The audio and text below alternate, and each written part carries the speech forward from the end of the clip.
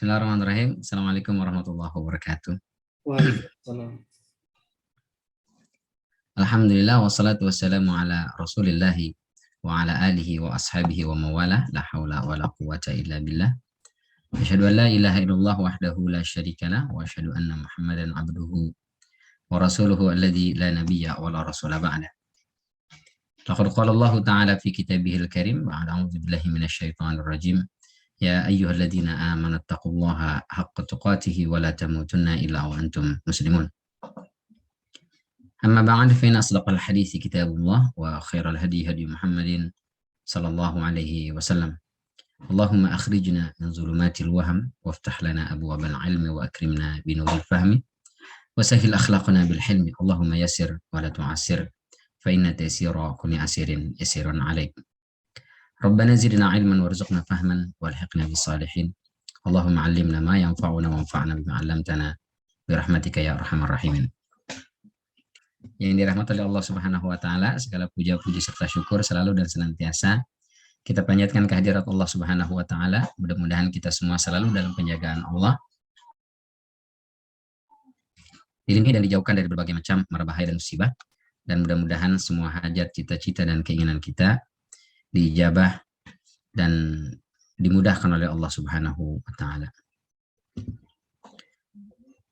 Salawat beriring salam tak lupa kita sampaikan kepada junjungan kita Nabi besar Muhammad sallallahu alaihi wasallam, kepada keluarga beliau, kepada para sahabat beliau, dan juga kepada para pengikutnya, yang mudah-mudahan kita semua masuk ke dalam barisan pengikut Rasulullah sallallahu alaihi wasallam yang besok di yaumul qiyamah mudah-mudahan kita semua bisa mendapatkan syafaat dari beliau.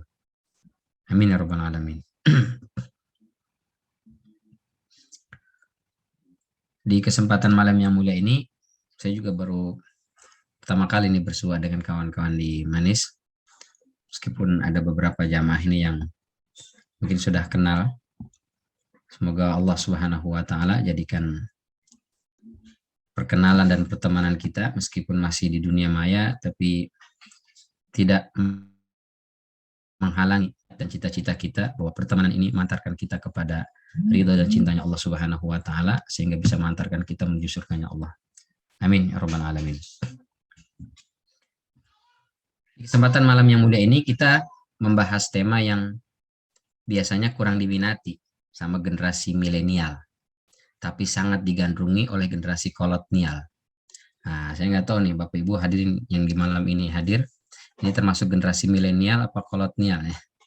Kalau anak-anak muda tuh biasanya kajian anak-anak muda, Ustadz kita ada kajian malam ini. Oke, gimana kalau kita temanya husnul khotimah? Ustadz, kami masih mau hidup lebih lama Ustadz, masih panjang cita-cita dan harapan kami Ustadz. Janganlah langsung husnul khotimah katanya. Tapi kalau yang sepuh-sepuh nih, Masya Allah, Ustadz gimana cara mengejar husnul khotimah? Lebih ke situ ya. Padahal kematian itu kan tidak pandang usia. Mau tua, mau muda, mau laki, mau perempuan, mau anak-anak, mau sudah sepuh, kalau sudah saatnya meninggal, fa idza jaa ajaluhum la yastakhiruna sa'atan wa la yastaqdimun. Kalau sudah datang waktu dia meninggal, nggak bisa diundur atau dimajukan, sudah pasti mati dia. Jadi siapapun pasti akan meninggal, berapapun usia kita. Cuma memang berdasarkan pengalaman, kebanyakan yang meninggal duluan itu yang mohon maaf yang sudah lebih berusia biasanya. Meskipun ada yang muda meninggal dulu, ada, tapi kebanyakan yang lebih tua. Tapi itu semua tidak menghalangi kita untuk menyiapkan diri menghadapi kematian itu. Maka yang kita kejar adalah mati dalam kondisi yang baik, sedang mengerjakan kebaikan di waktu yang baik, di tempat yang baik, dan kalau bisa bersama dengan orang baik. Itulah makna husnul khatimah. Jadi husna atau husnu itu baik, bagus. Al-khatimah penutupan. Jadi husnul khatimah itu adalah penutupan yang baik. Kapan seseorang meninggal dalam kondisi husnul khatimah? Paling tidak 2. Kalau dia dalam kondisi beriman dan muslim, itu sudah husnul khatimah. Makanya Allah wanti-wanti betul. Ya ayyuhalladzina amanu taqullaha haqqa tuqatih wa la tamutunna illa wa antum muslimun. Hai orang-orang beriman, bertakwalah dengan sebenar-benarnya takwa kepada Allah, dan jangan kalian mati kecuali dalam kondisi Allah nggak bilang mukminun, Allah nggak bilang muttaqun, tapi Allah bilang muslimun.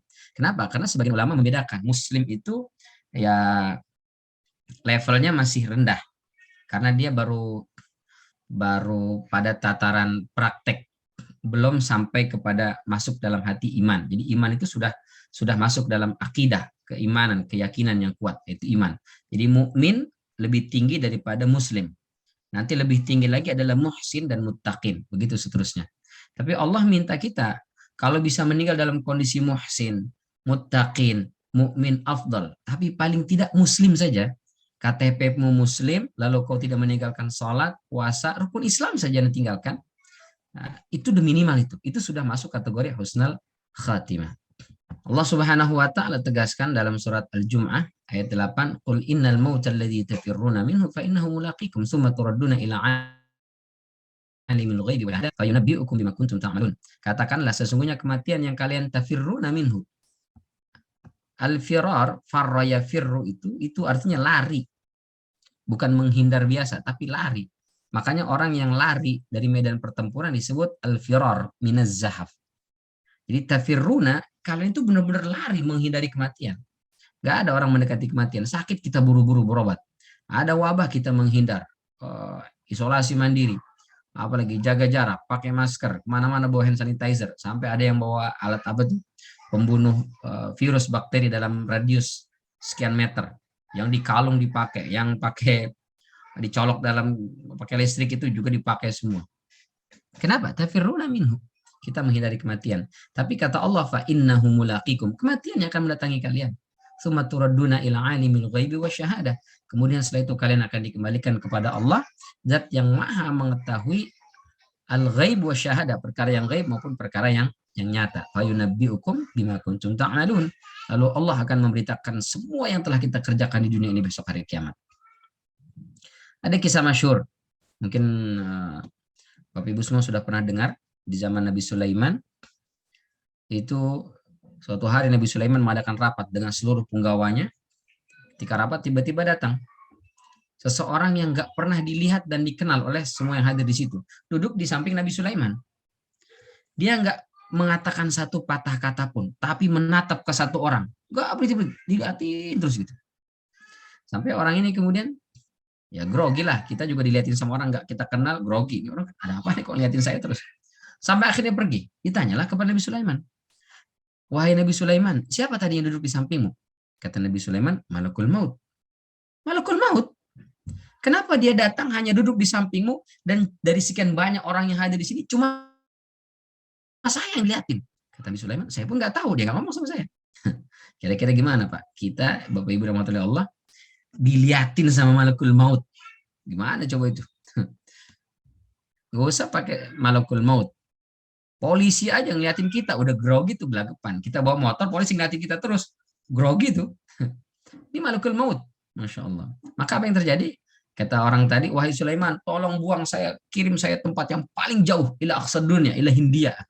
Kirim saya ke Hindia. Dibuanglah, bukan India, Hindia. Bisa jadi Indonesia, bisa jadi Allah alam. Maka Nabi Sulaiman mengirim orang itu ke Hindia. Gak lama datang lagi tuh Malakul Maut. Ditanya, wahai Malakul Maut, kenapa kau kemarin datang ke sini, duduk di sampingku dan hanya menatap kepada satu orang? Ada apa sebetulnya? Dia bilang, wahai Sulaiman, saya diperintahkan untuk mencabut nyawa seseorang. Terus saya mampir ke majelismu. Tapi begitu saya datang di sini, saya bingung. Orang inilah yang akan saya cabut beberapa menit ke depan. Tapi bukan di sini saya cabut nyawanya. Di mana? Di Hindia. Ini orang kenapa masih di sini? Padahal sebentar lagi saya akan cabut nyawanya di Hindia. Maka setelah itu, saya lapor kepada Allah. Ya Allah, kau perintahkan kepadaku untuk mencabut nyawa si Fulan. Jam sekian lewat sekian di Hindia. Kenapa dia masih ada di majelisnya Sulaiman di Palestina? Lalu kata Allah, kau pergi saja ke Hindia, kau cabut nyawa dia. Dan begitu saya pergi ke Hindia, sesuai dengan waktunya, ada dia di sana. Subhanallah. Jadi, tafirruna minhu fa innahu mulaqikum. Kalian menghindari kematian, kematian yang akan datang menemui kalian. Kisah tadi masyhurah, tapi kalau kita telusuri riwayatnya, hadisnya nggak sahih. tapi untuk pelajaran kepada kita bahwa kemanapun kita pergi, kita tunggu giliran untuk dipanggil oleh Allah Subhanahu wa Ta'ala. Maka hendaknya kita selalu menyiapkan diri. Ya. Maka Allah berwasiat, berpesan kepada kita di akhir ayat yang diturunkan oleh Allah. Wattaqu yawman turja'una fihi ila Allah, thumma tuwaffa kullu nafsin ma kasabat wa hum la yuzlamun. Kata Ibnu Abbas, Al-Baqarah 281, inilah ayat terakhir yang Allah turunkan kepada baginda sallallahu alaihi wasallam. Jadi disebutkan oleh Imam As-Suyuti dalam Ad-Durrul Mansur bahwa setelah turun surat An-Nasr, idza jaa nasrullahi wal fath, itu Rasul sallallahu alaihi wasallam masih hidup haulan ala qauli Muqatil, masih hidup 1 tahun menurut pendapat Imam Muqatil, tapi kata Ibnu Abbas masih 2 tahun. Selama masa 2 tahun itu Rasul sallallahu alaihi wasallam kemudian berangkat menunaikan ibadah haji yang merupakan haji wada dan terakhir itu. Nah, ketika haji wada itu Allah turunkan surat Al-Maidah ayat 3. Al-yauma akmaltu lakum dinakum dan seterusnya. Lalu setelah sepulang dari haji itu Rasul Shallallahu Alaihi Wasallam masih hidup 80 yauman, 80 hari. Sampai kemudian di masa 80 hari itu turunlah surat At-Taubah ayat 128. Laqad ja'akum rasulun min anfusikum alaikum azizun alaihi ma anittum harisun alaikum bil mu'minina dan seterusnya. Nah, setelah turun surat At-Taubah 128, fa'asha ba'daha 35 yauman. Rasul masih hidup 35 hari. Di masa 35 hari itu turunlah Al-Baqarah 281. Wattaqu yawman turja'una fihi ila Allah, thumma tuwaffa kullu nafsin ma kasabat wa hum la yuzlamun. Al-Baqarah 281. Kata Ibnu Abbas, setelah turun ayat terakhir ini, surat Al-Baqarah 281, Rasul hanya hidup 21 hari dan tidak ada ayat lain yang turun. Berarti ayat terakhir yang Allah turunkan kepada Rasulullah ini 281 surat Al-Baqarah. Apa itu? Wattaqu yawman turja'una fihi ila Allah. Dan hendaklah kalian siap-siap berbekal apalagi wanti-wanti, itu mana wattaqu, bertakwa, itu artinya siap-siap, hati-hati, wanti-wanti, berbekallah dan seterusnya. Untuk apa? Menghadapi yauman, suatu hari turja'una fihi ila Allah, hari ketika di mana kalian semua akan dikembalikan kepada Allah Subhanahu wa taala. Tsumma tuwaffa kullu nafsin, kemudian setiap yang bernyawa itu akan diwafatkan. Maka sabat wa hum la yuzlamun. Dan mereka akan dimintai semua pertanggungjawaban atas apa yang mereka lakukan dan mereka sedikit pun tidak zalimi. Jadi kita suruh siap-siap nih oleh Allah Subhanahu wa taala menghadapi hari kematian itu. Dan itu adalah perjalanan panjang kita menghadap Allah Subhanahu wa taala. Kita mau pergi saja, jalan-jalan, pulang kampung, itu kita pasti punya persiapan yang matang. Biasanya kalau ibu-ibu majlis taklim mau jalan-jalan kemana itu, oh itu jalan-jalannya besok jam 9 pagi berangkatnya, atau jam 7 pagi, dari sore dia sudah masak lontong. Dia sudah bikin persiapan macam-macam, dia belanja ini, belanja itu. Itu kita untuk perjalanan di dunia saja sudah punya persiapan yang matang. Nah, ini perjalanan kita menuju akhirat yang tidak mungkin kembali lagi. Maka mestinya punya persiapan yang matang. Sehingga ketika kita dipanggil, mudah-mudahan kita dipanggil dalam kondisi yang baik. Itu yang disebut dengan husnul khatimah. Nah, ini beberapa ayat yang menjelaskan bahwa kematian adalah keniscayaan. Tadi Al-Jumu'ah ayat 8, di surat An-Nisa ayat 78, aina ma takunu yudrikumul maut walau kuntum fi burujin musyayyadah. Di mana saja kalian berada, kematian pasti akan mendapati kalian meskipun kalian bersembunyi di gedung yang menjulang tinggi. Dalam Al-Anbiya 4, tidaklah ada manusia satupun yang pernah kami jadikan di atas muka bumi ini sebelummu yang kekal, khuld, afa imitta fahumul khalidun. Apabila engkau mati, apakah mereka kekal? Enggak, sama semuanya. Kullu man 'alaiha fan wa yabqa wajhu rabbika dzul jalali wal ikram. Semua yang ada di atas muka bumi ini fana, dia akan mati. Yang tersisanya wajah Allah Subhanahu wa taala. Maka di Al-Ankabut ayat 57 Allah tegaskan kullu nafsin dha'iqatul maut. Setiap yang bernyawa pasti akan merasakan kematian. Kemudian kepada kamilah mereka akan dikembalikan. Kata Ibnu Katsir, yang ayat di atas adalah setiap orang pasti akan merasakan kematian. Tidak ada seseorang yang bisa selamat dari kematian. Baik dia berusaha lari atau tidak. Karena setiap orang sudah punya ajal yang pasti. Nah, itu kata Ibnu Katsir. Jadi kita sudah pasti mati. Dan kita pun tahu kita pasti mati. Di sini ada dari jamaah yang masih ragu. Saya kayaknya sih nggak mati, Ustaz. Ada nggak? Saya kayaknya sudah punya ilmu kebal, Ustaz. Nggak ada, kita semua pasti mati.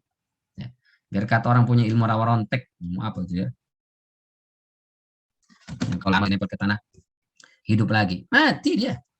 Secanggih dan sehebat apapun dunia kedokteran, tidak ada yang bisa menciptakan pil anti malakul maut. Nggak ada, mati semua kita.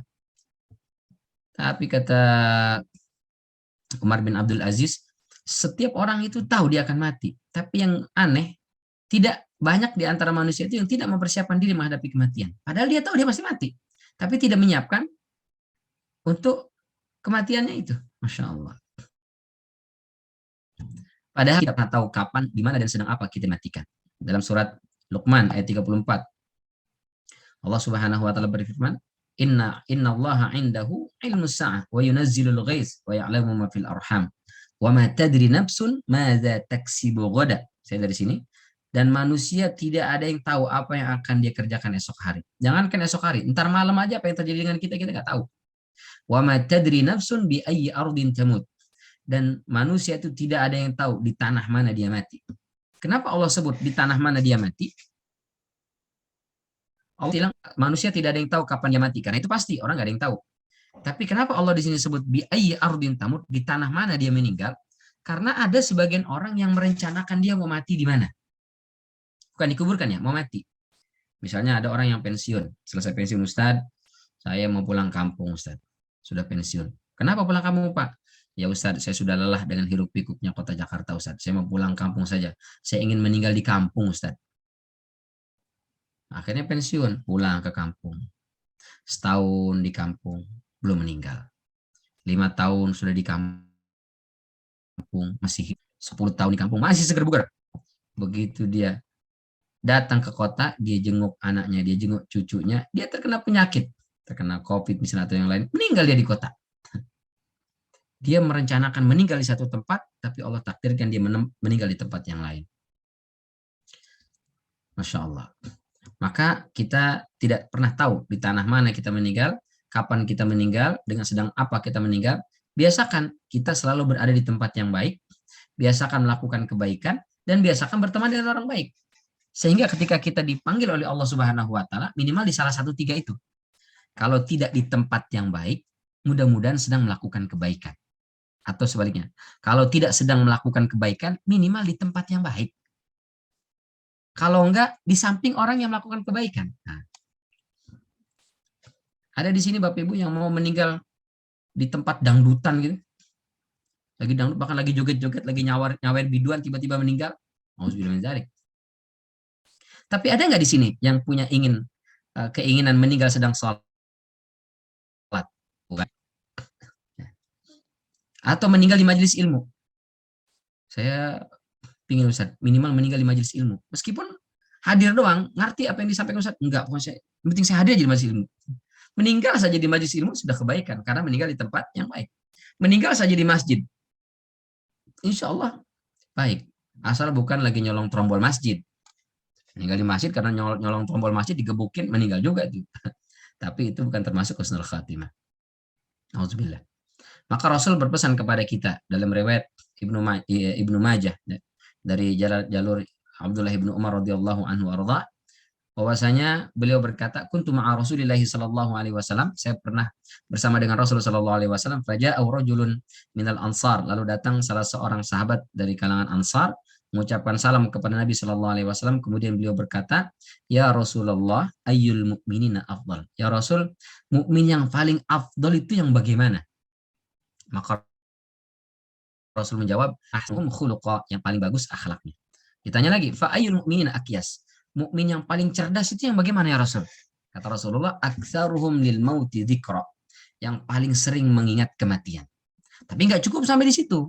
Lalu Rasul tambahkan, wa ahsanuhum lima ba'da husni adadan, dan orang yang paling baik mempersiapkan diri dalam rangka menghadapi kematian itu. Ada orang yang ingat mati. Ustaz, kawan saya sudah meninggal, sedih saya Ustaz, dia kawan baik saya Ustaz. Aduh, mungkin saya juga sebentar lagi. Ya sudah kalau gitu Pak, ayo kita banyak-banyak mendekat kepada Allah. Ke masjid yuk. Saya di rumah aja Ustaz, biar Ustaz aja sendiri yang berangkat ke masjid. Ayo Ibu, kalau gitu kita ke majelis ilmu, saya di aja Ustaz. Jadi dia ingat mati, tapi tidak mempersiapkan diri untuk menghadapi kematian. Nah, itu belum akyas. Akyas itu yang cerdas itu adalah dia mengingat kematian dan dia mempersiapkan diri menghadapi kematian. Agar apa? Agar ketika diwafatkan kita sedang melaksanakan atau melakukan kebaikan atau berada di tempat yang baik, sehingga mudah-mudahan dengan begitu kita termasuk orang-orang yang husnul khotimah. Ustaz, ada nggak tanda-tanda husnul khotimah? Ada. Nah, ini tema kita sebenarnya 10 tanda husnul khotimah. Sampai nggak nih? Udah 40. Baik. Yang pertama adalah ketika dia meninggal mengucapkan kalimat la ilaha illallah. Kata Rasulullah Shallallahu Alaihi Wasallam, hadis riwayat Abu Daud. Apa kata Rasulullah? Man kana akhiru kalamihi la ilaha illallah dakhala al-jannah. Barang siapa yang ucapan terakhir keluar dari lisannya adalah kalimat la ilaha illallah dakhala al-jannah, maka dia pasti masuk dalam surganya Allah Subhanahu wa taala. Masya Allah. Jadi kalau meninggal, ucapan terakhirnya la ilaha illallah itu husnul khatimah. Insya Allah dia termasuk ahli surga. Cuma la ilaha illallah, Ustaz. Cuma la ilaha illallah. Oh gampang Ustaz, bisa. Bisa sekarang ketika kita masih hidup, masih sehat, masih seger bugar, mudah kita ucapkan la ilaha illallah. Tapi ketika sakaratul maut, nyawa sudah sampai di kerongkongan, nggak semua orang bisa ucapkan la ilaha illallah. Gimana Ustaz supaya caranya? Caranya supaya kita bisa mengucapkan kalimat la ilaha illallah. Mumpung sehat, perbanyak kalimat la ilaha illallah. Jadikan dia kalimat zikir yang selalu mengalir dari lisan kita. Kalau bisa setiap hari nih, Ustaz, saya sudah pensiun, saya sudah nggak banyak aktivitas, saya mau baca Quran, khatam Quran, tapi Ustaz setengah jam itu baru dapat 2-3 baris, Ustaz. Sering capek duluan, Ustaz, sebelum baca Quran. Maka perbanyak la ilaha illallah. Berapa banyak? Sesanggupnya. Kalau bisa 10.000 setiap hari, la ilaha illallah, la ilaha illallah. Nggak apa-apa itu latih. Biasakan itu. Sehingga nanti mudah-mudahan begitu Allah kirimkan malakul maut menjemput ajal kita, lisan ini sudah terbiasa mengucapkan kalimat la ilaha illallah. Ketika terpleset, ucapkan langsung la ilaha illallah. Jatuh la ilaha illallah. Kejedut la ilaha illallah. Apalagi mengalami sesuatu yang tidak mengenakan langsung la ilaha illallah. Spontan. Ya, biar spontannya bukan uhuy ya, tapi la ilaha illallah. Sehingga begitu kita sakaratul maut, mudah kita mengucapkan la ilaha illallah. Yang kedua, buat kita yang masih hidup, ketika mendampingi keluarga terdekat, sedang sakaratul maut, itu talkinkan, bimbing di telinganya pelan-pelan. Pak, Bu, ucapkan la ilaha illallah. La ilaha illallah. Itu kalimat yang indah sekali. Rasul pilihkan kalimat yang tidak menggunakan huruf bibir, semuanya huruf lidah. Ustaz, gimana nih mau bilang la ilaha illallah? Ada selang di mulutnya, ada infus di mulutnya, nggak bisa mengucapkan Ustaz. Ini kalimat tidak membutuhkan bibir, semuanya hurufnya lidah. La ilaha illallah. Meskipun mulut tidak mingkam sudah bisa. Allah pilihkan itu. Cukup itu. Kalau ditambah Muhammadur Rasulullah, afdal. Tapi kalau nggak bisa pun cukup la ilaha illallah sudah. Ini ada sebagian anak-anak zaman sekarang itu, keluarganya sedang sakaratul maut, bukannya mentalkinkan, dia malah selfie. Di foto, cekrek. Guys, doain ya guys, yang kakungku sedang sakit, yang kakungku sedang sakaratul maut, aminkan ya guys, semoga masuk surga. Nggak cukup diaminkan, talkinkan. Ya. Bacakan kalimat-kalimat yang baik di telinga beliau. Yang kedua, meninggal dengan kening berkeringat. Ini hadisnya dari Buraidah, diriwayatkan oleh Imam Tirmidzi, Ibnu Majah, Nasai, Imam Ahmad dan yang lainnya. Kata Rasulullah, mautul mukmin bi'irqil jabin.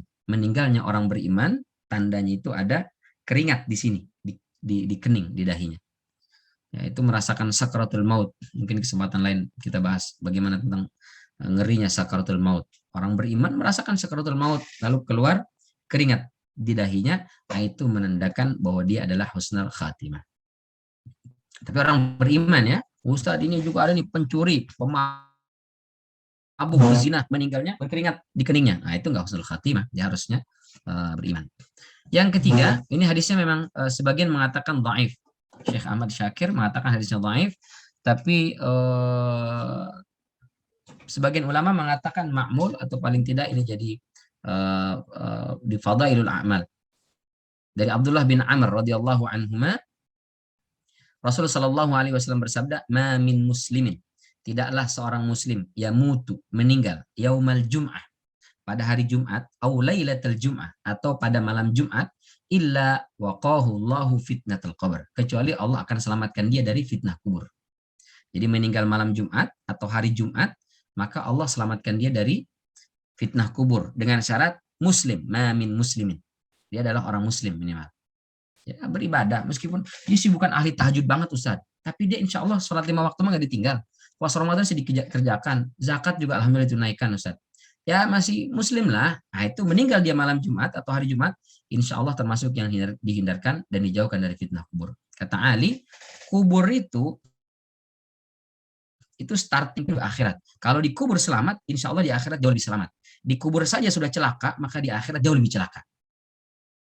Itu kata Ali radhiyallahu anhu. Nah, jadi kalau sudah terhindar dari siksa kubur, insya Allah. Nah, jadi berharaplah Bapak Ibu meninggalnya di hari Jumat atau malam Jumat. Berapa malam lagi berarti? Sekarang malam Kamis. Besok tuh berarti. Mau Ustaz, tapi jangan malam Jumat besok. Malam Jumat kapan? Malam Jumat pekan depan? Jangan juga. Kapan? Ya terserah Ustaz. Yang penting malam Jumat atau hari Jumat. Yang keempat disebut dengan syahid, selain syahid di medan pertempuran. Dari Abu Hurairah radhiyallahu an, hadisnya sahih riwayat Imam Bukhari dan Muslim. Asy-syuhada'u khamsah. Ada banyak hadis-hadis tentang ini saya kutipkan satu saja. Asy-syuhada'u khamsah. Orang syahid itu ada 5. Al-mat'un wal mabtun wal ghariq wa sahibul hadam wasyahidu fi sabilillah. Kata Rasulullah, orang syahid itu ada 5. Yang pertama mat'un. Mat'un itu berarti orang yang taun itu wabah. Ya, seperti pandemi. Ustadz, keluarga, kerabat, tetangga saya meninggal terkena COVID. Bagaimana hukumnya Ustadz? Insya Allah itu termasuk syahid karena dia mat'un, terkena taun. Bahkan kata Rasulullah SAW dalam riwayat Imam Ahmad dan juga Imam Bukhari, ya, dijelaskan barang siapa yang berada di suatu wilayah yang terkena wabah lalu dia bersabar, sabiran muhtasiban, meskipun dia nggak kena, tapi dia menahan diri dan bersabar, kutiba lahu ajru syahid, maka dia tetap dapat pahala syahid. Jadi kita semua menghadapi wabah pandemi ini dengan tetap ikhtiar, menyerahkan kepada Allah, yakin semua segala sesuatu takdir ditentukan oleh Allah Subhanahu wa taala. Kata Ibnu Hajar Al-Asqalani, wa in lam yusib, meskipun dia tidak terkena, maka dia tetap dapat pahala syahid. Apalagi terkena, apalagi sampai meninggal, maka dia syahid. Yang kedua, mabtun. Mabtun itu adalah orang yang sakit disebabkan di perut. Sakit perut ini bukan muntaber ya. Jadi semua penyakit yang ada di dalam perut. Karena seringkali orang meninggal penyakit dalam gitu. Kalau misalnya sakit di kelingkingnya Ustadz, sakit di kakinya. Sakit memang, tapi jarang sampai meninggal. Sakit gigi. Ada orang yang sampai meninggal sakit gigi? Kayaknya enggak ya. Orang meninggal lebih penyakit dalam. Jadi wal mabtun itu lebih ke penyakit dalam. Ya, bisa cancer, bisa liver, bisa macam-macam lah penyakit-penyakit itu. Itu termasuk kategori mabtun. Yang jelas dia muslim. Wal ghariq, orang yang mati karena tenggelam, nauzubillah min dzalik. Wasahibul hadam, orang yang mati yang hadam itu secara bahasa tertimpa reruntuhan. Tapi bisa saja zaman sekarang ini seperti kecelakaan ya, tabrakan mobil dengan motor, motor dengan motor, mobil dengan mobil dan seterusnya. Itu termasuk hadam. Bisa masuk kategori syahid. Wasyahidu fi sabilillah, dan orang mati syahid di jalan Allah Subhanahu wa taala. Yang kelima, ini khusus bagi wanita, meninggal ketika melahirkan atau sedang nifas, itu termasuk syahid insyaallah. Yang keenam, mati karena membela diri, keluarga dan harta dan kehormatan. Man qutila duna malihi fahuwa syahid. Orang yang mau dirampok kendaraannya, hartanya, dia pertahankan, dia lawan rampok itu, akhirnya dia terbunuh, maka itu syahid. Wa man qutila duna ahlihi, dia membela, menjaga keluarganya sampai dia terbunuh, maka dia syahid. Audu nadami, auduni fahuwa syahid. Atau dalam rangka menjaga dirinya, syahid. Atau dalam rangka membela agamanya. Agamanya dihina, agamanya dilecehkan. Rasulullah dihina, dilecehkan. Al-Quran dihina, dilecehkan. Dia maju, dia membela itu, dia pertahankan itu, izzah agamanya, lalu dia terbunuh, maka dia termasuk syahid, insyaallah. Yang ketujuh, meninggal sedang melakukan amal soleh. Ini jelas lah ya. Man qala la ilaha illallah ibtigha'a wajhillah, barang siapa yang membaca la ilaha illallah karena mengharap wajah Allah, khutima lahu biha, lalu diwafatkan sedang mengucapkan kalimat la ilaha illallah, pasti dia masuk surga. Wa man shoma yauman, barang siapa yang berpuasa di suatu hari demi mengharapkan wajah Allah, lalu meninggal sedang puasa itu, dakhala jannah, maka dia masuk surga. Wa man tasaddaqa bi sadaqatin, barang siapa yang berinfak lalu dia meninggal sedang berinfak itu atau sedang bersedekah, dakhala jannah, maka dia termasuk ahli surga. Yang kedelapan, ini penting sekali, tapi rahmatullahi Allah, barang siapa yang ayyuma muslimin, kata Rasulullah, syahida lahu arba'atun bi khair adkhalahu Allahul jannah. Muslim yang mana saja, kata Rasulullah, ketika meninggal, syahida lahu arba'ah, ada minimal 4 orang datang, kemudian bersaksi lisan, tapi dia bersaksi dari lubuk hati terdalam, ya Allah, si fulan ini sahabat saya, dia teman saya tahu dia orang baik. 4 orang saja ngomong begitu, baik diucapkan atau dalam kalbunya, insya Allah, kata Rasulullah, adkhalahul jannah, Allah akan memasukkan si fulan ini ke dalam surganya Allah. Ya Allah, 4 orang. Lalu sahabat bertanya, ya Rasul, bagaimana kalau cuma 3 orang? 3 pun bisa. Bagaimana kalau cuma 2 orang? 2 pun bisa. Nah, kata dia, saya sebenarnya pengen tanya, bagaimana kalau cuma 1? Nah, cuman malu. Ya, masa sekian tahun kita hidup di dunia ini punya teman cuma 1? Jadi sekarang kita ini butuh minimal 4 orang teman yang kenal baik dengan kita, yang kalau kita meninggal dia siap bersaksi bahwa kita adalah orang baik. 4 orang minimal, Bapak Ibu rahmatullahi Allah. Maka itu sudah menjadi insya Allah jaminan kita termasuk orang yang husnul khatimah. Maka kita butuh kawan yang mendoakan ketika kita meninggal, bukan yang sekedar mengirimkan karangan bunga. Ya, kalau mau kirimkan karangan bunga, buat apa kalau karangan bunga itu? Nggak kepake. Sudah selesai dimakamkan, masih laku nggak tuh dijual? Ini saya mau jual karangan bunga second sih, tapi belum ada yang copot bunganya. Nggak ada yang mau orang karangan bunga itu. Jadi kita nggak butuh karangan bunganya, kita butuh doanya, kita butuh kehadiran dia, kita butuh dia mengantarkan kita sampai ke pemakaman terakhir dan menyolati kita. Nah, itu yang kita butuhkan. Nah, kalau dia mau kirim karangan bunga, saya nggak kirim karangan bunga deh, saya kirim aja. Boleh. Mungkin bisa untuk pengurusan jenazah ya. Baik. Ini masih yang ke-8 tadi, kesaksian orang yang meninggal. Yang ke-9, meninggal dalam keadaan sedang menuntut ilmu. Nah itu. Barang siapa yang keluar dari rumah untuk menuntut ilmu, maka dia berada dalam fisabilillah sampai dia kembali. Berarti kalau dalam posisi menuntut ilmu dia meninggal, insya Allah termasuk syahid. Yang terakhir, ke-10, meninggal ketika dia hijrah. Taubat, lalu dia hijrah meninggalkan perbuatan dosa dan maksiat, lalu dia meninggal, kata Allah, faqad waqa'a ajruhu 'ala Allah, dalam surat An-Nisa ayat 100. Maka sudah berlaku, tetap pahala untuknya insyaallah. Tapi hijrah itu adalah ketika kita sudah memiliki keyakinan yang kuat, tekad yang kuat, perbuatan dosa dan maksiat saat itu juga. Bukan, Ustaz, saya udah tobat nih Ustaz. Saya udah nggak mau minum lagi. Saya udah mau meninggalkan minum Ustaz. Lah itu di tangan sampean masih ada air minum. Ya ini minum. Nah, tapi air minum putih nih Ustaz. Ah itu nggak apa-apa. Tapi kalau itu masih minuman keras yang kau pegang. Nah, terakhir Ustaz. Ini terakhir banget Ustaz. Saya janji besok udah saya tinggalkan Ustaz. Nah itu belum hijrah dia. Belum tobat. Mau mencuri. Ini mencuri terakhir. Besok saya udah nggak mencuri lagi. Nah, itu nggak bisa. Kalau dia betul-betul taubat, tak itu juga ditinggalkan. Nah itulah hijrah. Maka setelah itu, lalu dia meninggal, insya Allah, faqad waqa'a ajruhu 'ala Allah. Telah tetap pahalanya di sisi Allah Subhanahu wa taala dan insya Allah termasuk husnul khatimah. Ini barangkali 10 tanda husnul khatimah. Mudah-mudahan Allah wafatkan kita dengan salah satunya. Syukur-syukur semua tanda-tanda ini ada pada diri kita insya Allah. Baik, itu barangkali kami kembalikan kepada moderator. Tafadhol Ustaz Ridwan.